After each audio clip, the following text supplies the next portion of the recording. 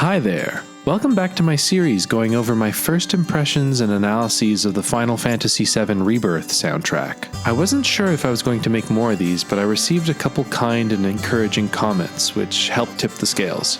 That, and there's little else I'd rather be doing than poring over the details of this immense and astounding score. In my first video, I covered the game's main menu and the interlude where you briefly get to play as Zack. I initially thought I could continue the same format of one episode per chapter, but there is no way I can fit all the music that plays in Chapter 1 in one succinct episode. Hell, even the official original soundtrack release with its eye-wateringly intimidating 8-disc set is nowhere near exhaustive enough to cover every song in the game. Not even close, actually. For example, in my video covering the interlude, I went over 4 new Rebirth tracks. The one that plays over the opening cutscene, one of Zack arriving at the Sector 5 slums with Cloud, the playable segment with Zack racing back to the city outskirts, and finally the tragic reunion of Aerith and Zack. Of these 4 tracks, only 2 of them made it onto the soundtrack release. So the question is, just how massive is this soundtrack really? Anyway, I plan on going over every song from Chapter 1, but as far as this episode goes, I'll just be covering the first 8 or so tracks. Let's get started.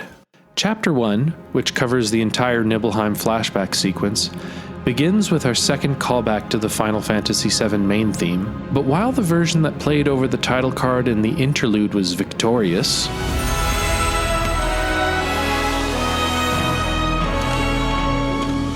this time it elicits unease with its minor key arrangement and fidgety, fuzzy transposition of the melody.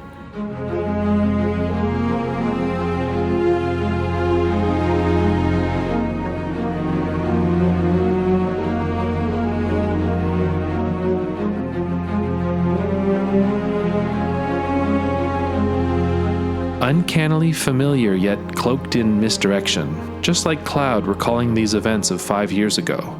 Just like the remake trilogy itself.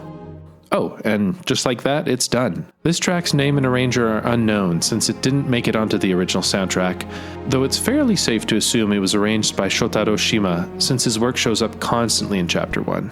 Also, I should note here that even though I received the original soundtrack in the mail a couple days ago, I am a prude and am not listening to it past where I am in the game, which is in Upper Junon. So at this point I've listened to the first disc and about half of the second disc, as well as parts of the minigame extra disc. For all I know, some of these tracks that I'm claiming didn't make it onto the original soundtrack could technically show up in the back half of the soundtrack, although so far the track list has been in pretty faithful chronological order, so I find that pretty unlikely. We'll just have to wait for the inevitable Plus soundtrack in a year's time, just like they did with Remake, which received a second soundtrack with an extra 3 discs of most of the music that didn't make it onto the initial release.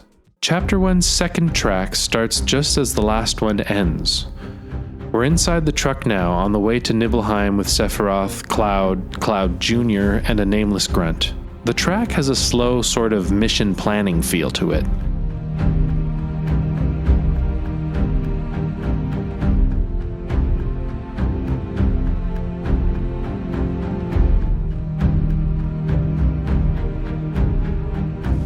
Nothing much happens at first, but once Sephiroth is revealed, we start hearing a slow-moving version of the Shinra theme on a bassoon. At least I think it's a bassoon.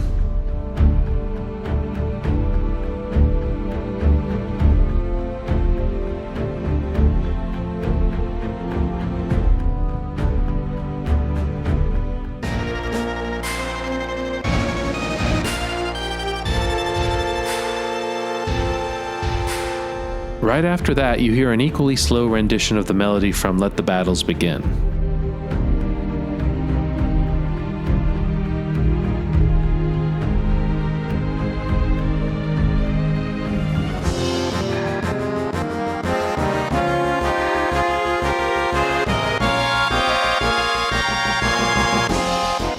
As Sephiroth starts talking, we add a pulsing synth bass line low in the mix.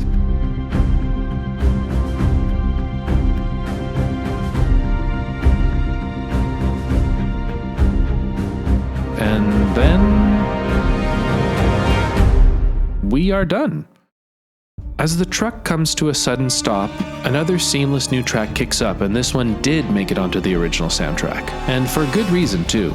There's a lot going on in it. Sonically, the strings, chugging electric guitar, and brass are beautifully blended together, making for an extremely clear mix.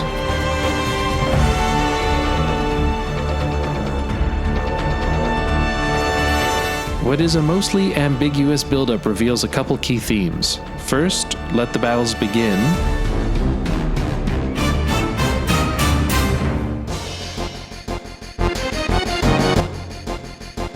And then more pervasively, One Winged Angel.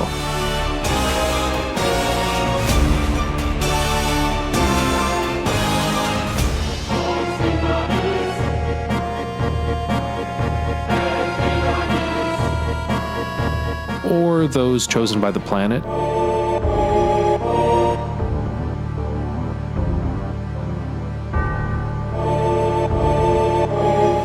Either way, the focus of this track is clear, and its name makes it perfectly obvious. The War Hero Sephiroth by Shotaro Shima.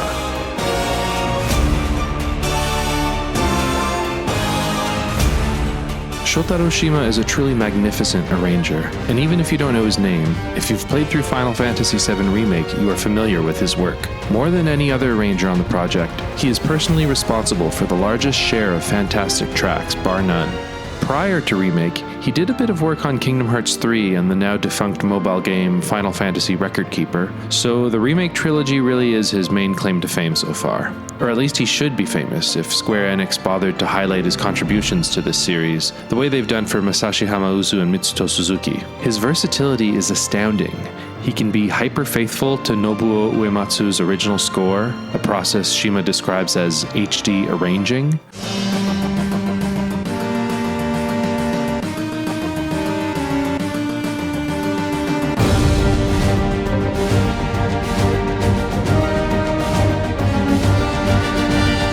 I'm a huge fan of his, and one of my hopes for Part 3 is that his name will show up in the opening credits, where it really belongs. Now, where was I? The Sephiroth leitmotifs are musically as menacing as they were in FF7, but the brightness of the brass transforms that into something approaching heroic. It's a good thing this guy's on our side.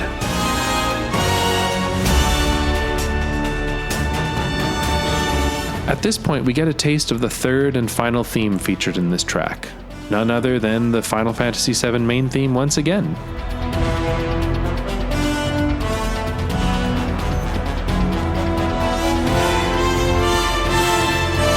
The next thing worth highlighting in this track, and it's something I've noticed a lot so far in my playthrough, is how beautifully the game's score seamlessly weaves between cutscene and gameplay variants. To explain this, let me take a step back. Back when Metal Gear Solid 4 came out for the PS3, one of the most impressive things about it was how cutscenes would lead directly into gameplay, without as much as a load screen or camera cut or fade to black or anything. At this point, this has gotten fairly standardized and isn't that impressive anymore. However, musically, things usually aren't quite as advanced. Typically, you'll get a cutscene track and a gameplay track, and the two are usually separate. Sometimes you'll get the track used in the cutscene to keep playing through the gameplay transition, though the tune isn't necessarily timed for either the cutscene or the gameplay. Rebirth, on the other hand, often has its cake and eats it too. You'll get a piece of music specifically arranged and timed to a cutscene, and once the scene moves into the gameplay segment, the music progresses to match the change. Take a listen to it here.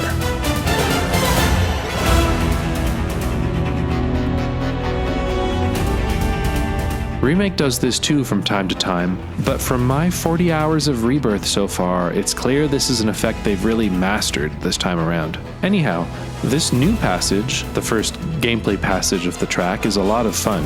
One Winged Angel is one of the most well-known musical pieces in all of video games this side of Mario and Zelda. It is a gargantuan theme with tons of memorable passages. That said, most people when they think of One Winged Angel, they're probably thinking of this.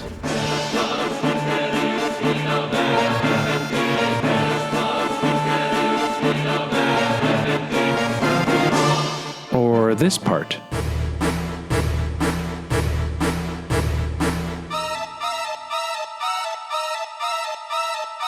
But because Shotaro Shima is just so next level, he decided that for our first introduction to playable Sephiroth, he would instead base the track around, this part.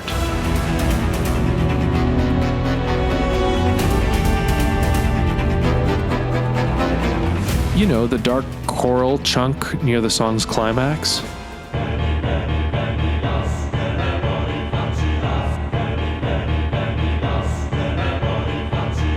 It's such an inspired, oddly specific choice. I don't think I've ever heard this random snippet used as the central motif in another FF7 universe track, but that's just how it goes when Shotaro Shima's at the wheel.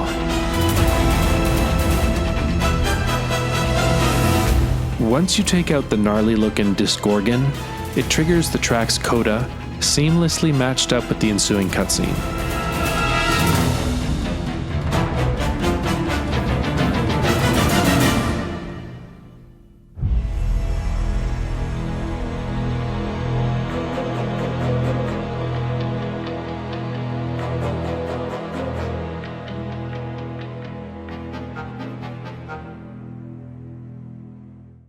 At long last, we get to briefly see our heroes from Remake. They are listening to Cloud's story with varying degrees of interest and skepticism. As Tifa starts to speak, a somber piano begins to play.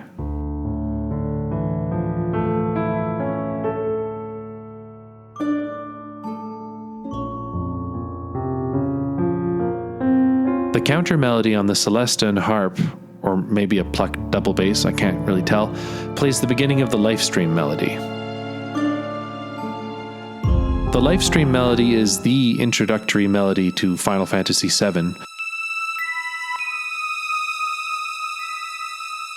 so it's fitting hearing it in tandem with the introduction of our party.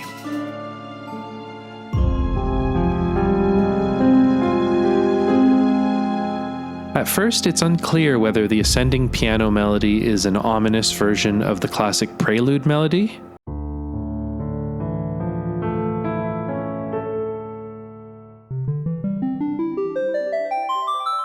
or a fragmented rendition of one of the phrases from Anxiety.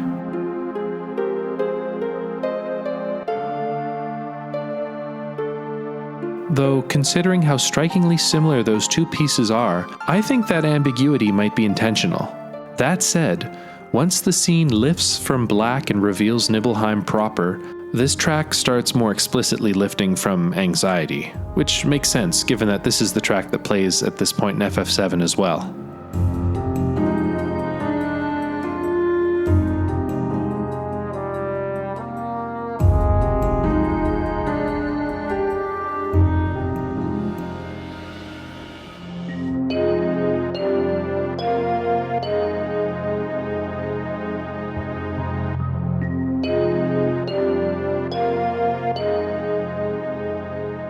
As Sephiroth turns to face, let's call him Zack Strife, we are introduced to a heretofore unseen gentler side of the legendary soldier. The music also takes on a softer, more uplifting, and, well, less anxious tone for this brief display.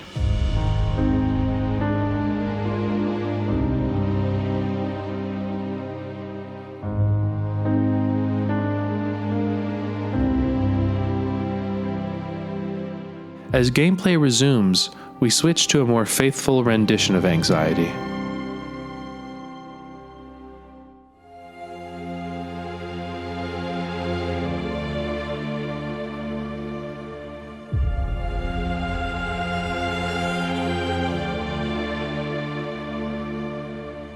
This version stays pretty true to the original, with some fairly tasteful embellishments, such as echoey, distant synth pad layers that help convey a sense of distance and foggy recollections.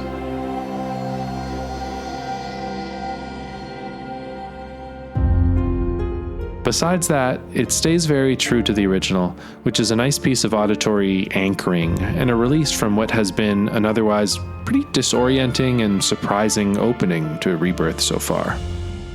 Throughout Nibelheim, whenever the player triggers a cutscene or enters an interior location, instead of having the music fade out or simply continue playing as is, the music instead strips down to just a lonesome piano, some light Celesta, and some reverby, distant sound effects.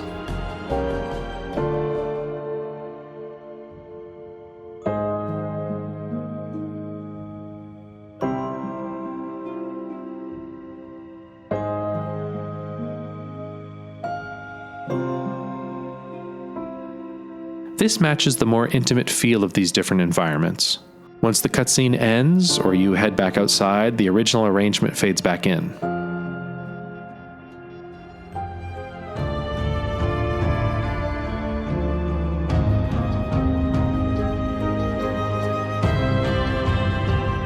Upon entering the Nidhogg Hotel, you come across Tifa's mentor and the town's calisthenics instructor, the Sean Connery lookalike, Richard Zangun. He has his own theme, and this one stands out as pretty different from what came before it.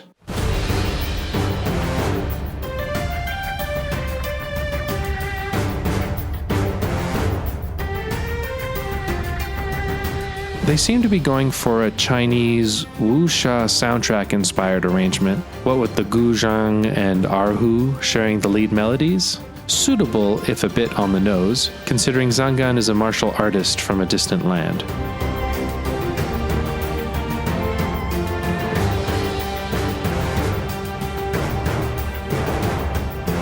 Luckily, this track did make it onto the soundtrack, since there's no way I could have guessed who its composer and arranger is. It was Shoya Tsunakawa, whom I've never heard of before. From what I can tell, he used to be a sound designer at Level 5 before recently switching over to Square Enix. His only music credits prior to Rebirth are as an additional composer and arranger on Forspoken, as well as one of the lead composers on Level 5's Megaton Musashi.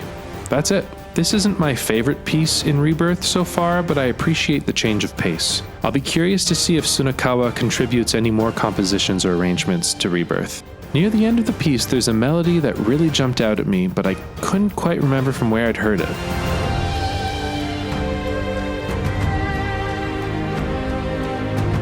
Did you catch it? It was so familiar to me, but I couldn't remember from what, until I started replaying The Legend of Zelda Breath of the Wild, and there it was.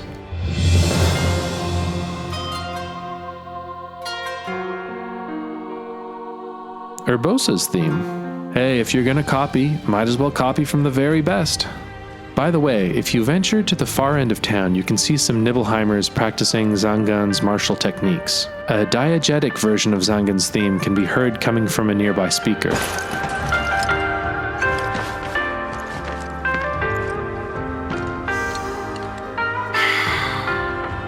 This version is a bit softer, with the bombastic accents taken out. If Tifa and Zangun ever get to reunite, either later on in Rebirth or in Part 3, I expect we'll hear some pretty lovely rearrangements of this track, and I hope to look forward to that.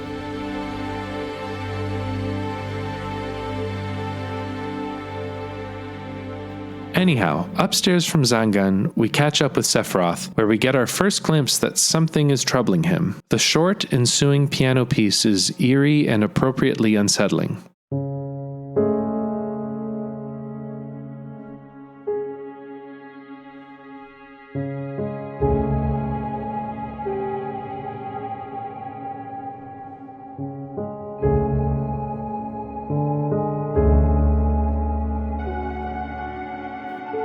The synth bells, lost in a luscious reverb, along with the delicate violin and beautiful piano chord progression, makes me think that this is a Masashi Hamauzu composition.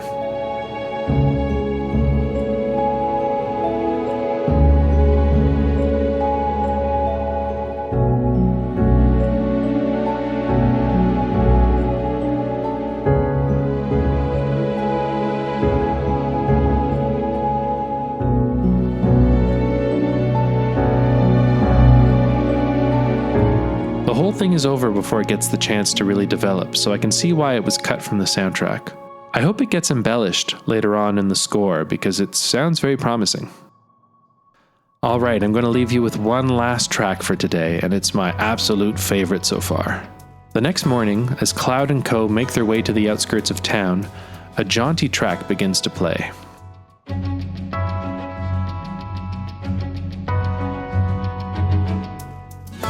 As our tour guide, Tifa, enters the scene, the track begins to build with strumming acoustic guitars, plucked banjo, swelling strings, and accented trumpets. The whole thing perfectly evokes a classic Western movie soundtrack.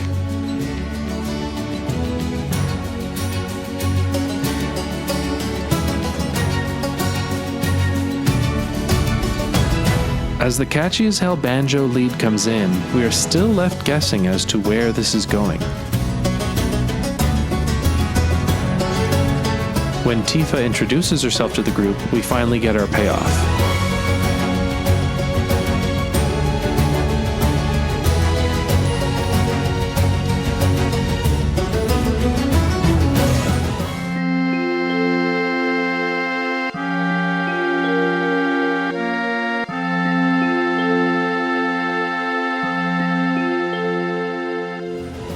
It sounds great.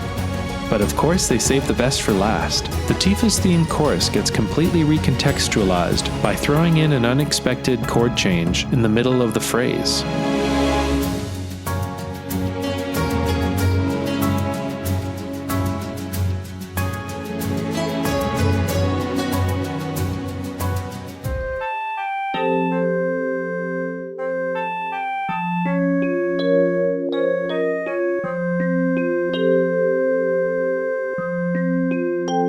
It's so beautiful, and just like the character herself, this isn't quite the Tifa we know and love. This one is younger, more naive and inexperienced, and this more vulnerable chord progression perfectly encapsulates that.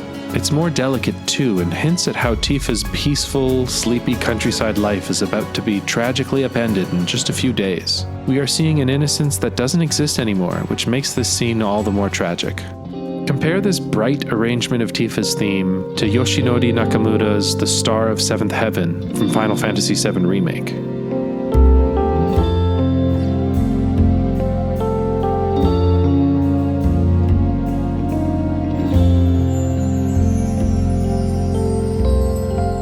This is my favorite track from Remake, and it beautifully captures this older Tifa, our Tifa, and how she's lived through so much at this point, and she's just tired. Her dreams have been cut short, her trauma is unspeakable, and the world she lives in is getting progressively worse. Something needs to change. Comparing the Star of Seventh Heaven to this new Western Rebirth arrangement is such a trip. I would love to know who the arranger is, but I'm sure we'll find out whenever the Final Fantasy VII Rebirth Plus soundtrack comes out, a year or two from now. Besides, it's probably Shima again.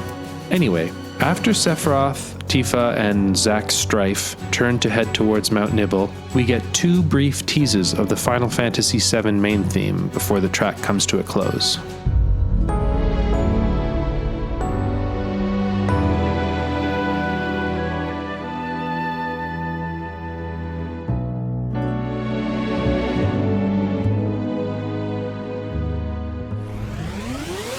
And that's 8 more Rebirth tracks in the bag, bringing our musical walkthrough to a close for now. If we look at the spreadsheet that I'm making in tandem with these videos, you'll see that only the tracks highlighted in red made it onto the official soundtrack. Wow, that's a lot of missing tracks, like half the tracks are missing. And again, this is an 8-disc set. For comparison, the Final Fantasy XVI soundtrack was also 8 discs, but that thing covered everything, like every track from that game was on there, and they had space to spare, so they threw in a half dozen or so unused tracks. Only in the Remake trilogy does an 8-disc set feel like an abridged selection. So I hope you'll stick around for future parts of this series to help me uncover these little gems that might have slipped through the cracks. Okay, that's it for now. Thank you, and have a good day.